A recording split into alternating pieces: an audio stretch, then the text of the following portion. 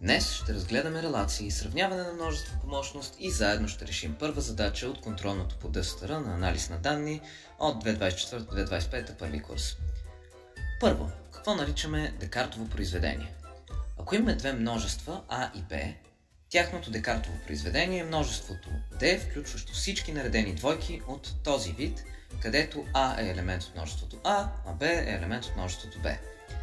Релация на елементи на А с тези от Б се нарича всяко подмножество на Декартовото произведение на А и Б. За две релации, такива че едната изпраща от А в Б, а другата Б в С, можем да направим композиция на двете релации, такава че да изпраща от А в С. Релациите от едно множество в себе си имат 6 свойства, по които можем да определяме техния вид. Една релация е рефлексивна, ако всеки елемент е в релация със себе си. Антирефлексивна, ако всеки елемент не е в релация със себе си. Симетрична, ако това, че А е в релация с Б, следва, че Б е в релация с А. Антисиметрична, ако от това, че А е в релация с Б и Б е в релация с А, следва, че А и Б са равни.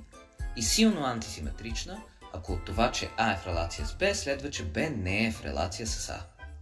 Последно, една релация е транзитивна, ако от това, че А е в релация с Б и Б е в релация с С, то следва, че А е в релация с С. В зависимост от тези свойства определяме три вида релации. Релация на еквивалентност, която изпълнява рефлексивност, симетричност и транзитивност. Не строга частична наредба, ако е рефлексивна, антисиметрична и транзитивна. И строга частична наредба, ако е антирефлексивна, силно антисиметрична и транзитивна. За пример, равно е релация на еквивалентност, по-малко или равно е не строга частична наредба, а по-малко е строга частична наредба в естествените числа. За частичните наредби, ако една такава в множеството А изпълнява, че за всеки два елемента те са в релация или са равни, то наредбата наричаме линейна. За частичните наредби също имаме следните елементи. А е минимален, ако от това, че Б е в релация с А, следва, че А е равно на Б. И А е най-малък, ако А е в релация с всеки друг елемент, т.е. А релация Б. Максимален и най-голям се дефинират по подобен начин, по същия начин, само че са от другата страна на релацията, на частичната наредба. За едно множество и релация, дефинирана върху него, ако всяко негово подмножество има най-малък елемент, наричаме добре наредено, а ако всяко подмножество има минимален елемент, наричаме фундирано. За релации на еквивалентност дефинираме класна еквивалентност. Това е множеството, породено от елемента А, включващо всеки елемент, който е в релация с този елемент. С int R бележим множеството от всички класове на еквивалентност за тази релация. Например, сравнимост по модул от 3 има 3 класа на еквивалентност. Числата, които се делят на 3, числата, които дават остатък 1 и числата, които дават остатък 2 при деление на 3. Това беше нужното за релациите, което трябва да знаем. Сега малко почивка, преди да говорим за сравнение по мощност. Преди да кажем как се сравняват множествата по мощност, трябва да определим какво е функция и какво значи тя да е биективна. Функция от А в Б наричаме такава релация, за която ако А е в релация с B1 и А е в релация с B2, то B1 и B2 са равни. С други думи, елементите от А се изпращат еднозначно в тези от Б. Дефиниционна област на релация наричаме множеството на елементи А, които са в релация с някое Б, а множество на допустимите стойности елементите Б, за които съществува А, което да е в релация с тях. Функция от А в Б наричаме тотална, ако дефиниционната й област е равна на А.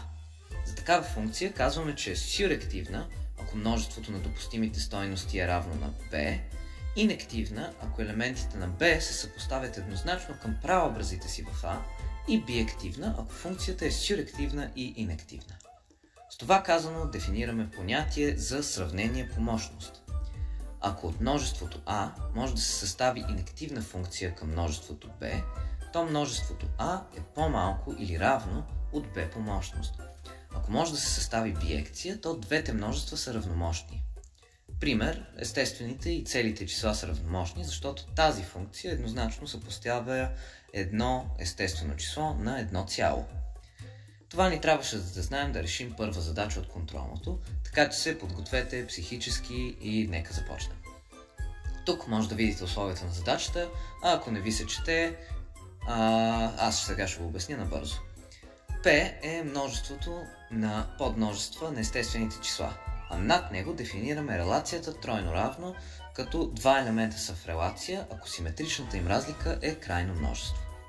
Първата задача е да се покаже, че това е релация на еквивалентност и да се покаже, че класовете на еквивалентност на тази релация са равномощни на n, или с други думи, изброима безкрайност. Първата част е сравнително лесна. За да покажем, че това е релация на еквивалентност, трябва да покажем, че тя е рефлексивна, симетрична и транзитивна. Симетричната разлика на множество със себе си е празното множество, от което следва, че всяко множество е в релация със себе си и получихме рефлексивност. Симетричната разлика е точно това – симетрична, т.е. ако B е в релация с C, то и C е в релация с B. Симетричност. И накрая транзитивността, ако B е в релация с C и C е в релация с D, трябва да покажем, че B е в релация с D. Това най-лесно се показва с Вен диаграма, като виждаме, че релацията на B с C и C с D ни дава достатъчна информация, за да твърдим, че симетричната разлика на B и D също е крайна и съответно са в релация. От тези три свойства, които показахме, можем да кажем, че тройно равно е релация на еквивалентност. Как изглеждат класовете на еквивалентност? Първо, всички крайни множества са в един клас на еквивалентност, защото симетричната разлика на две крайни множества е крайна, а симетричната разлика на крайно с безкрайно винаги е безкрайна. Този клас на еквивалентност е съответно множеството на крайни подмножества на естествените числа. За другите класове на еквивалентност, те се съставят от безкрайни множества. За произволен клас на еквивалентност, нека вземем произволно множество b от него. Всеки елемент в този клас на еквивалентност има крайна разлика с b. Съответно, можем да създадем биективна функция между класът на еквивалентност и множеството на крайните подмножества на n, като на множеството c от класа на еквивалентност съпоставим неговата симетрична разлика с b, която е крайно множество. Тази функция е биективна и съответно всеки клас на еквивалентност е равномощен на множеството на крайни подмножества на n. Ако съставим сега функция φ, изпращаща от множеството на крайните подмножества на n в n, такава, че на подмножество с елементи i1 до in съпоставим произведението на всички ити прости числа, получаваме, че тя е инективна. Например, на множеството 2,3 съпоставяме 3 по 5, което е 15. От това следва, че множеството на крайните подмножества на n е по-малко или равно по мощност на n, но това множество е безкрайно, от което следва, че те са равномощни. Ако това ви се стори трудно, спрете да го осмислите или погледнете записките, които са долу в description, защото сега втората задача става доста по-интересна. В нея трябва да сравним int тройно равно с множеството на естествените числа. Първо, чрез аксиомата на избора ще съставим множество с произволни членове от всеки клас на еквивалентност. Нека наречем това множество i. Всеки два елемента в i имат безкрайна симетрична разлика. Без да ограничаваме общността, ще разгледаме и без едното крайно множество в него, защото просто така е по-лесно. Сега допускаме, че i е по-малко или равно по мощност на n. Това значи, че можем да поставим елементите на i в произволна наредба или с други думи да съпоставим всеки елемент на i с естествено число. Нека това да са множествата b0, b1 и така нататък. Сега правим следния алгоритъм. Взимаме първото множество b0 и го разделяме на две безкрайни части – c0 и d0. Взимаме c0 и го дефинираме като ново множество l0. За следващите множества правим следното. Ако bi без li-1 е безкрайно, то новото li остава същото като предишното li-1. Ако bi без li-1 е крайно обаче, тогава разделяме bi на две безкрайни части, ci и di, и новото множество li е li-1, обединено с ci без di. Този процес повтаряме за всяко следващо множество BI и така нататък до безкрайност. И сега ще докажем, че в крайна сметка към безкрайност получаваме множество, чиято симетрична разлика е безкрайна с всяко друго от нашата наредба и съответно не съществува в нея, от което следва противоречие, че всъщност това и може да бъде изброимо. Ще извършим индукция по LI върху твърдението, че BG без LI е безкрайно за всяко G по-малко или равно на I. С други думи, всяко вече обходено множество от I, неговата разлика с сегашното LI е безкрайна. За L0 разликата с B0 е D0, което е безкрайно. Този случай е сравнително ясен. Сега правим индукционно предположение за LI-1 и разглеждаме LI. Ако BI без LI-1 е безкрайно, то LI става LI-1 и условието е изпълнено за всички до сега. Иначе, ако разликата на BI с LI-1 е крайна, тогава трябва да видим какво правим в този случай. Напомням, новото LI е предното, обединено с безкрайната половина от BI и с другата безкрайна половина извадена.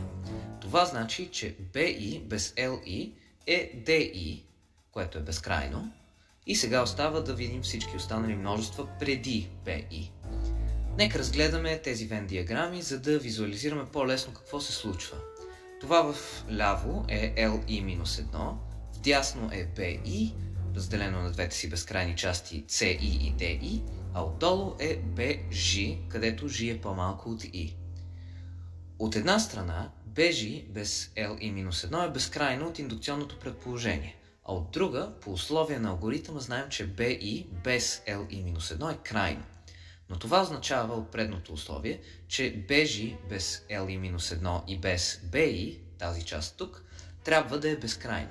И ако разгледаме как изглежда LI и съответно BG без LI, виждаме, че разликата включва тази безкрайна част.